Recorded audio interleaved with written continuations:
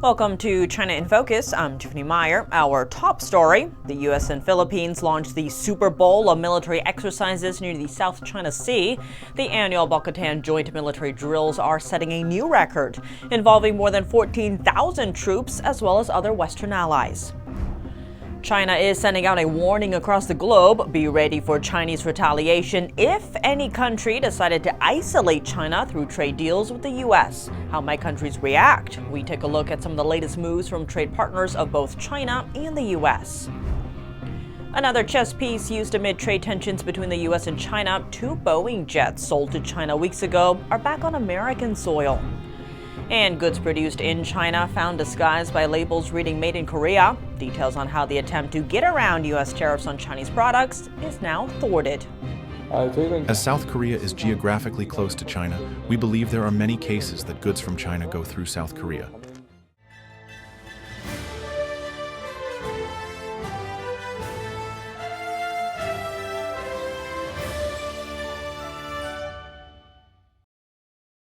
Before we dive into today's top story, we'd like to share an important update. You can now catch China in Focus on Genjing World every Tuesday instead of YouTube. We'll publish the link in the description box down below at that time, or you can search China in Focus at genjingworld.com.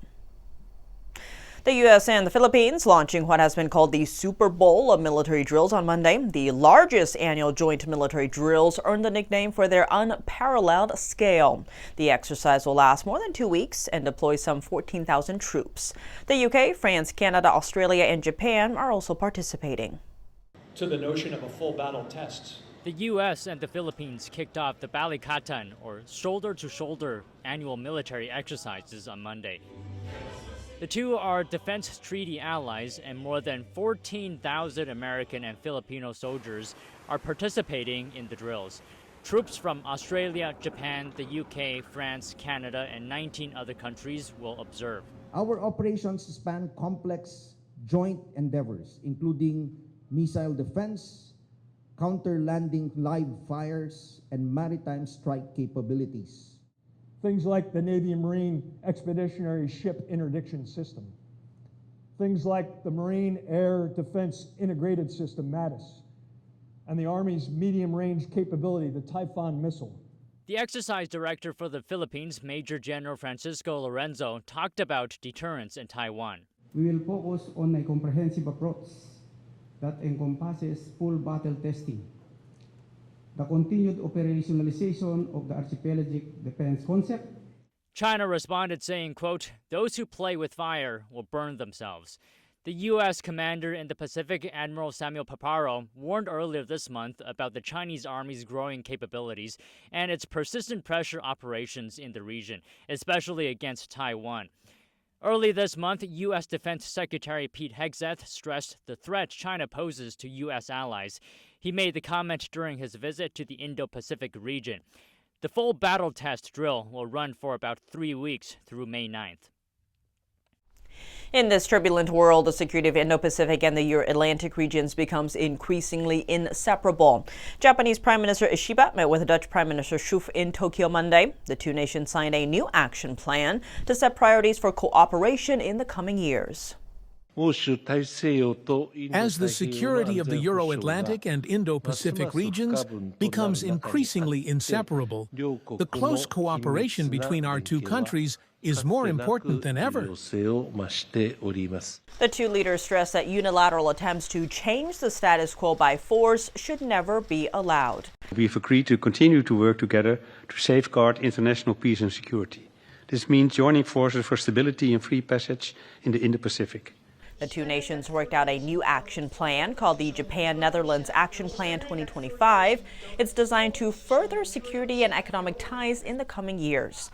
The leaders also agreed to work toward a just and lasting peace in Ukraine. They expressed what they called their serious concerns over deepening military cooperation between Moscow and Pyongyang, given that North Korean troops have joined the war. In June, the Netherlands will host the 2025 NATO summit. Indo-Pacific partners, including Japan, were already involved to observe and participate in NATO activities in recent years. Beijing sending out a threat on Monday. Chinese authorities say that any country that chooses to follow U.S. calls to isolate China in international trade deals will face retaliation from China. The message comes as U.S. trade partners line up to negotiate with the Trump administration. Here's the catch. Many of those countries are key export destinations for Chinese goods. Vice President J.D. Vance is in India right now. He held talks with Prime Minister Modi on Monday to discuss trade and other bilateral cooperation. India is a close U.S. partner in countering Communist China's influence in the Indo-Pacific region. Shifting back to the U.S., Treasury Secretary Scott Bessent is expected to negotiate trade with financial ministers from South Korea and Japan, among others. Economic ministers from Thailand, Indonesia, and Malaysia are currently in the U.S., all of them seeking to secure a trade deal with the Trump administration. They headed to the U.S. soon after Chinese regime leader Xi Jinping concluded his visits to several Southeast Asian countries last week. In the meantime, another battle in the financial world is broiling. 7 executives told the Financial Times that China has been pulling its investment funds out of American private capital firms. The shift started a few weeks ago. Nearly half of the executives said they believe this is part of Beijing's retaliation against U.S. tariff hikes. Last week, Treasury Secretary Scott Bessent's remarks also sent chills through Chinese companies listed in the U.S. That's when he refused to rule out the possibility of delisting them from U.S. stock markets during an interview. Zooming back out, Chinese products coming into the U.S. now face a 145% baseline tariff, while certain goods like electric vehicles face tariffs up to 245%. In response, Beijing raised its tariffs on U.S. goods to 125%. The tariff rates come alongside a slew of retaliatory measures between Washington and Beijing. Among them are export controls that ban cutting-edge American-made microchips from being sent to China, as well as that block Chinese rare earth minerals from being shipped to the U.S. Where did COVID-19 originate? The pandemic is no longer catching the public's attention, but that big question remains. Changes were made on Friday to a White House COVID-19 website to include the likelihood that the virus came from a laboratory in Wuhan, China. The page now displays an image of President Trump and the text "lab leak" and the true origins of COVID-19. Changes made by the Trump administration include comments on a number of entities and individuals and how they responded during the pandemic, including former White House COVID-19 advisor Anthony Fauci. Under the Biden administration, the webpage included information on how to order COVID-19 tests, vaccines, and treatment, as well as information on long COVID.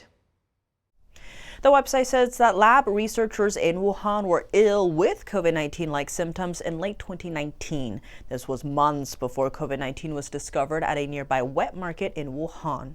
The White House website adds that the lab has a history of unsafe practices and performing controversial research.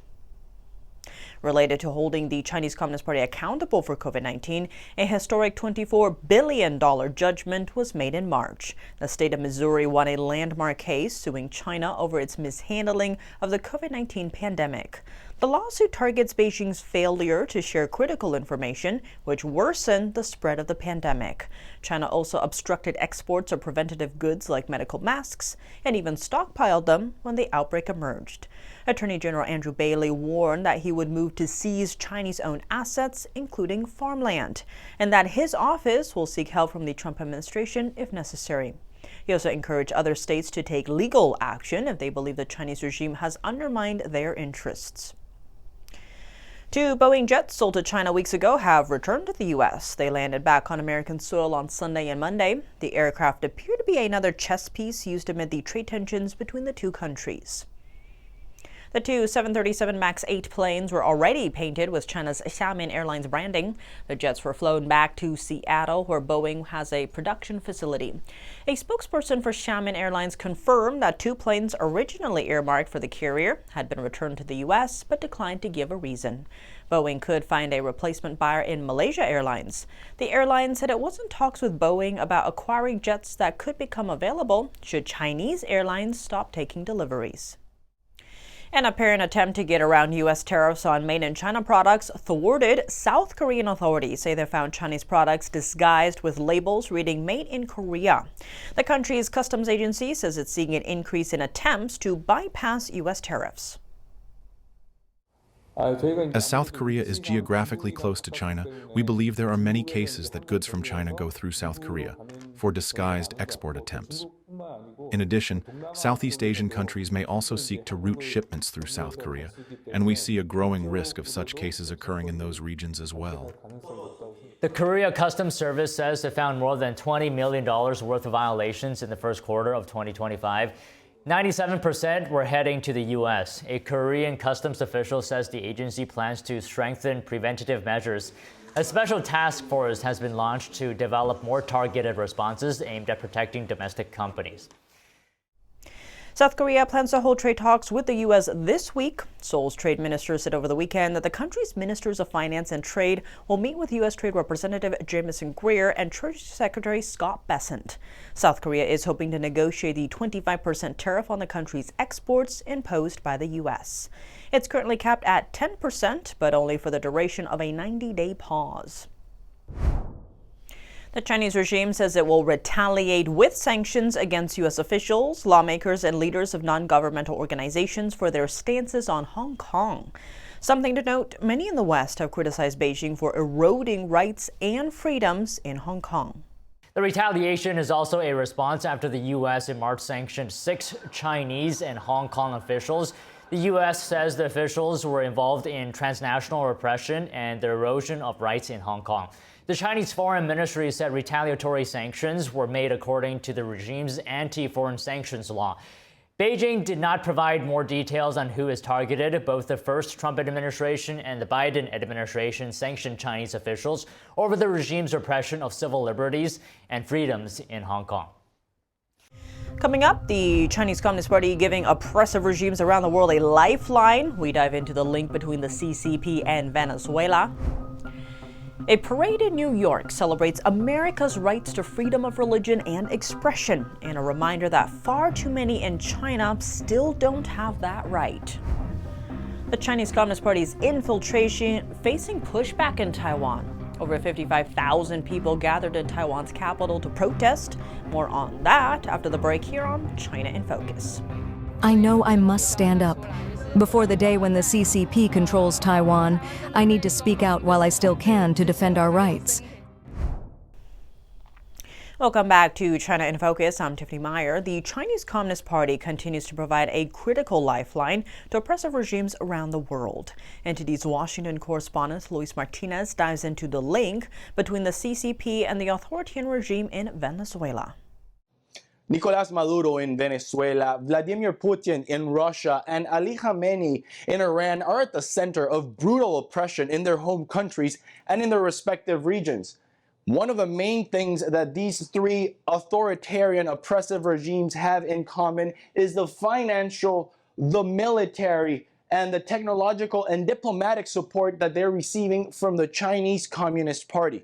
Now, in the case of the Venezuelan regime, atop of it sits Nicolás Maduro Moros, who has been indicted by U.S. courts under charges of narco-terrorism, and who, together with Vladimir Padrino Lopez, they lead the Cartel de los Soles, the cartel of the suns, named after the sun-shaped insignia that Venezuelan generals wear on their uniforms. Maduro has been accused of personally negotiating multi-ton shipments of FARC-produced cocaine, directed the Cartel of the Suns to provide military-grade weapons to the Revolutionary Armed Forces of Colombia, and coordinated with narcotic traffickers in Honduras and other countries to facilitate large-scale drug trafficking across the region. The Chinese Communist Party's support of the Venezuelan regime predates Nicolás Maduro.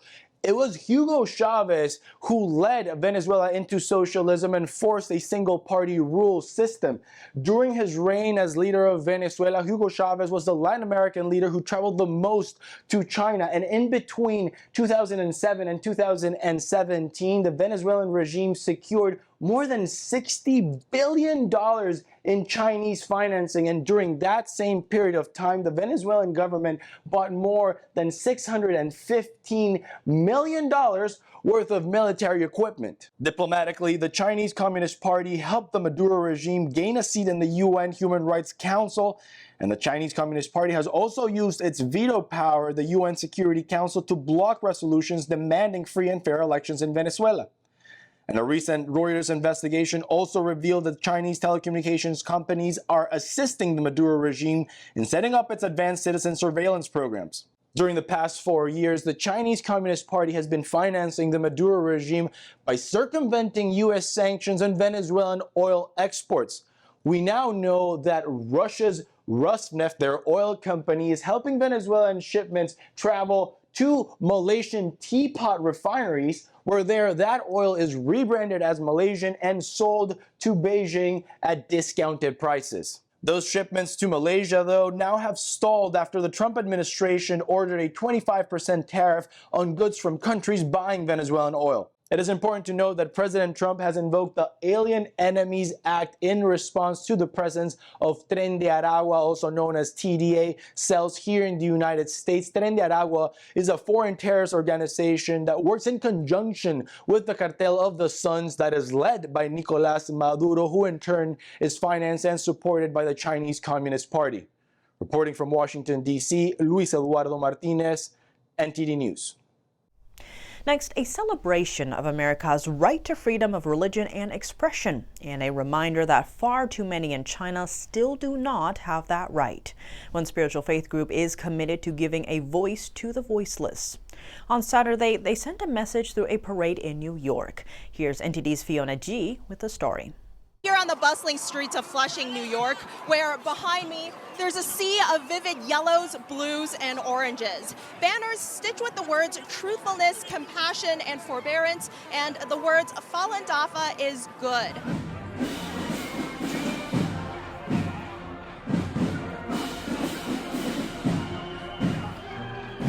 This peaceful parade here today commemorates another peaceful demonstration that happened 26 years ago, all the way around the world in China.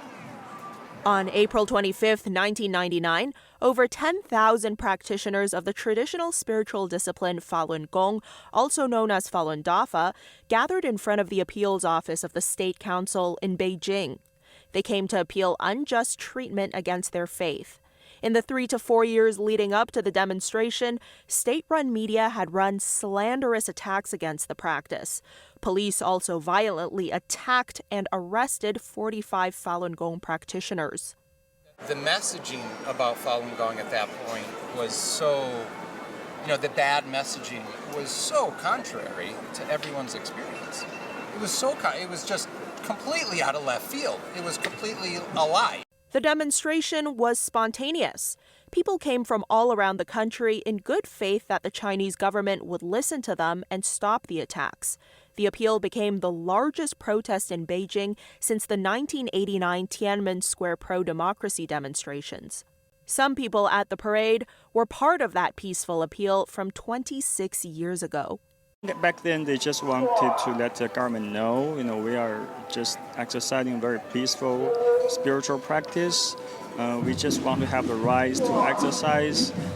Practitioners lined the streets quietly that day, making sure not to block the sidewalk for passers-by. When they dispersed at the end of the day, they picked up any litter they found on the ground. When we leave, we pick up everything on the street. There's nothing left. Yeah, it is peaceful, yeah. The Falun Gong practitioners expected the issues would be resolved and that they could return to their normal lives. But that did not happen. Instead, the Chinese regime mounted a brutal persecution campaign that has lasted to this day. Those participating in the parade hope to spread awareness of this human rights atrocity. I think once people know what's happening, the more people that know, the bigger impact we can make, and we can really help make a difference. We hope that more New Yorkers, especially any fellow Chinese people, can understand the truth about Falun Gong. We are peaceful. Give us the freedom to practice this life-giving practice based on Zhen Shanren, truth, compassion, tolerance, and stop persecuting us. The streets were lined with people watching the parade. One bystander was moved to tears by the message of freedom and peace. And I have not been able to stop, crying because it just touches me profoundly. So I'm so happy you guys are doing this. Let the world know what's going on. Today here, these practitioners of Falun Dafa say they are hopeful that soon one day China will experience the same type of freedom that we all enjoy here. Fiona G, NTD News.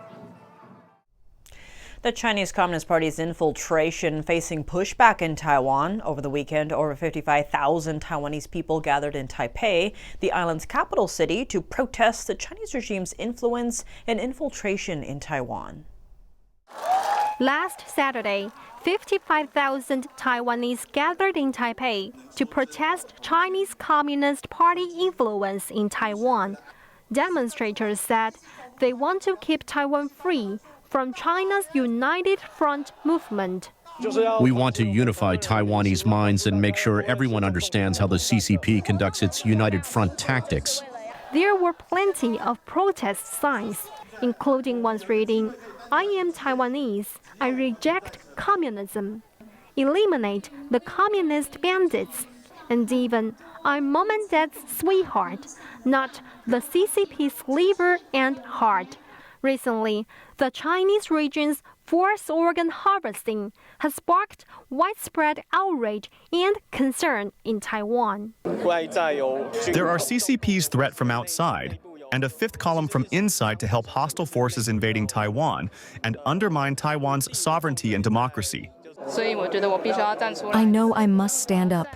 Before the day when the CCP controls Taiwan, I need to speak out while I still can to defend our rights. Recently, a large-scale recall campaign was launched in Taiwan to remove pro-CCP legislators from office. Reporting from Taiwan, Joey Chu, NTD News. That's all for today's China in Focus. I'm Tiffany Meyer. If you have any feedback on the show or have something you'd like to see us cover, send us an email at chinainfocus@ntd.com. We'd love to hear from you. For round-the-clock original news coverage, visit us at ntd.com or download our NTD app. Thanks for watching. See you tomorrow.